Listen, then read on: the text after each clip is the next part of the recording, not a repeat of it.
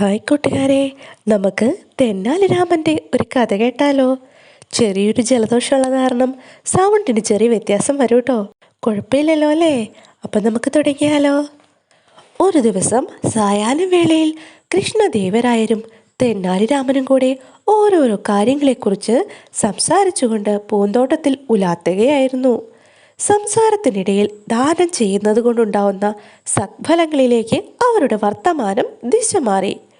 കർണൻ, രേവന്തൻ, ഷിബി എന്നിവരുടെ എല്ലാം ദാനമഹാത്മ്യങ്ങളെക്കുറിച്ച് അവർ ചർച്ച ചെയ്തു.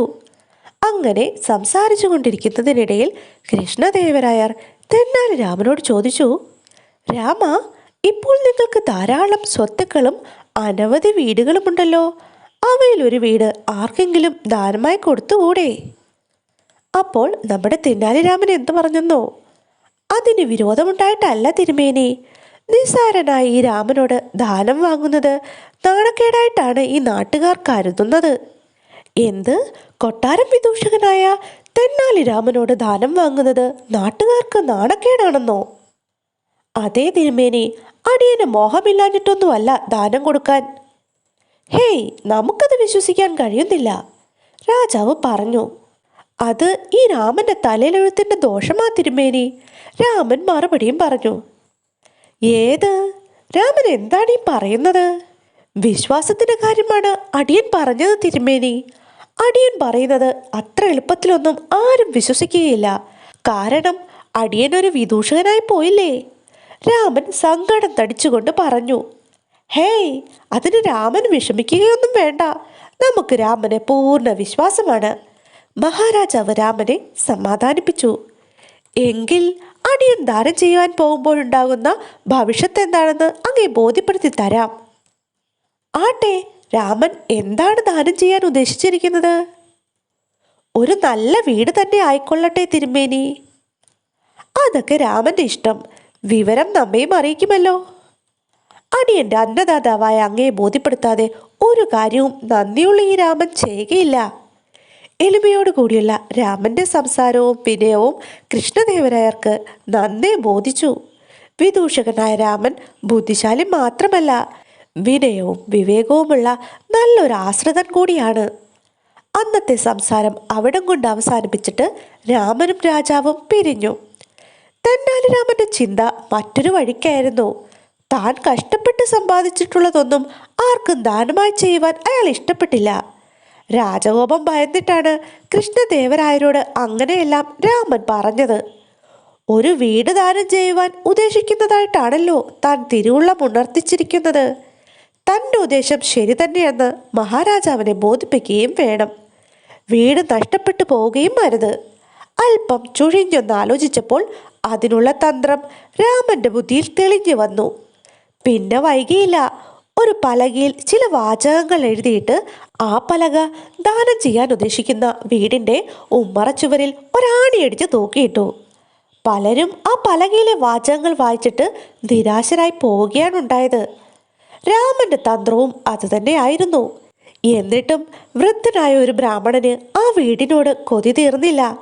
അയാൾ തെന്നാലി രാമനെ സമീപിച്ച് ആ വീട് തനിക്ക് ദാനമായി നൽകണമെന്ന് ആവശ്യപ്പെട്ടു. ബ്രാഹ്മണോത്തമ, ദാനം ചെയ്യുന്ന വ്യക്തിക്ക് സത്പേരും സത്ഫലവും ഉണ്ടാവുമെങ്കിലും ദാനം വാങ്ങുന്ന വ്യക്തിക്ക് അതുമൂലം മാനഹാനി ഉണ്ടാവില്ലേ? അതെങ്ങനെ? ദാനം നൽകുന്നതും വാങ്ങുന്നതും പണ്ട് തൊട്ടേ നമ്മുടെ ഭാരതത്തിലെ കീഴ്വഴക്കമായിരുന്നുവെന്ന് പുരാണങ്ങളിൽ പ്രതിപാദിച്ചിട്ടുണ്ടല്ലോ. അപ്പോൾ അങ്ങ് പുരാണോതിഹാസങ്ങൾ വായിച്ച് മനസ്സിലാക്കിയിട്ടുള്ള വ്യക്തിയാണെന്ന് സാരം. എങ്കിൽ കേട്ടോളൂ. ദാനം ചെയ്യുന്നവന്റെ കൈ ഉയർന്നും അത് വാങ്ങുന്നവന്റെ കൈ താഴ്ന്നുമല്ലേ കാണപ്പെടാറുള്ളത്? അതെ, അതെന്തിനാണ്? മറ്റൊരാളുടെ മുമ്പിൽ കൈനീട്ടി നിൽക്കുന്നത് അപമാനമാവുകയല്ലേ എന്നാണ് നാം ചോദിച്ചത്. രാമൻ ബുദ്ധിപൂർവം ബ്രാഹ്മണനോട് ചോദിച്ചു. അല്പസമയം ആ വൃദ്ധ ബ്രാഹ്മണൻ ഉത്തരം മുട്ടി നിന്നു. എന്നിട്ട് അദ്ദേഹം പറഞ്ഞു, അപ്പോൾ താങ്കൾ ആ വീട് എനിക്ക് ദാനമായി തരികയില്ല അല്ലേ? എന്ന് നാം പറഞ്ഞില്ലല്ലോ. അർഹതയുള്ളവർക്കേ വീട് ദാനം ചെയ്യുകയുള്ളൂ എന്നാണ് വ്യവസ്ഥ. അപ്പോൾ എനിക്കെന്താണാവോ അർഹതക്കുറവ്? ബ്രാഹ്മണൻ വിട്ടുകൊടുക്കുന്ന സ്വഭാവക്കാരനല്ലെന്ന് തെന്നാലി രാമന് മനസ്സിലായി. രാമനും തൻ്റെ അടവൊന്ന് മാറ്റുവാൻ തീരുമാനിച്ചു. താങ്കൾ ഇപ്പോൾ എവിടെയാണ് താമസിക്കുന്നത്? രാമൻ ബ്രാഹ്മണനോട് ചോദിച്ചു. വീട്ടിൽ. ബ്രാഹ്മണൻ പെട്ടെന്ന് തന്നെ മറുപടിയും പറഞ്ഞു. അങ്ങനെയെങ്കിൽ കുടുംബാംഗങ്ങളുമൊത്ത് സുഖമായി ജീവിക്കുന്ന വ്യക്തി അന്യന്റെ മുതൽ സ്വന്തമാക്കാൻ ആഗ്രഹിക്കുന്നത് അതിമോഹമല്ലേ? രാമന്റെ ഉത്തരം മുട്ടിക്കുന്ന ചോദ്യം കേട്ട് നിരാശനായ ബ്രാഹ്മണൻ മടങ്ങിപ്പോയി.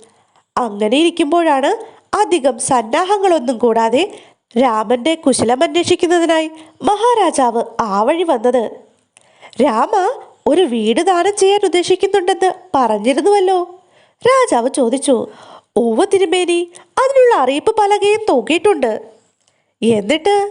രാജാവ് ആശ്ചര്യത്തോടെ ചോദിച്ചു. അർഹതപ്പെട്ടവരാരും വന്നില്ല തിരുമേനി. വിചിത്രമായിരിക്കുന്നുവല്ലോ. ആ അറിയിപ്പ് പലക നമുക്കൊന്ന് കാണണമല്ലോ. അതിനെന്താ, ഇതാ ഉടനെ തന്നെ അത് തിരുമുമ്പിൽ ഹാജരാക്കാമല്ലോ. രാമൻ അറിയിപ്പ് പലക അഴിച്ചെടുത്തു കൊണ്ടുവന്ന് രാജാവിന് നേരെ ഉയർത്തിപ്പിടിച്ചു. രാജാവ് അത് വായിച്ചു. അവനവനുള്ളതുകൊണ്ട് തൃപ്തിപ്പെടുന്നവർക്ക് വീട് ദാനം ചെയ്യുന്നതാണ്. രാമന്റെ തന്ത്രത്തെക്കുറിച്ചോർത്ത് കൃഷ്ണദേവരായർ പൊട്ടിച്ചിരിച്ചുപോയി. അവിടെ കൂടി നിന്നിരുന്ന മറ്റുള്ളവർക്കും ചിരിക്കാതിരിക്കാൻ കഴിഞ്ഞില്ല.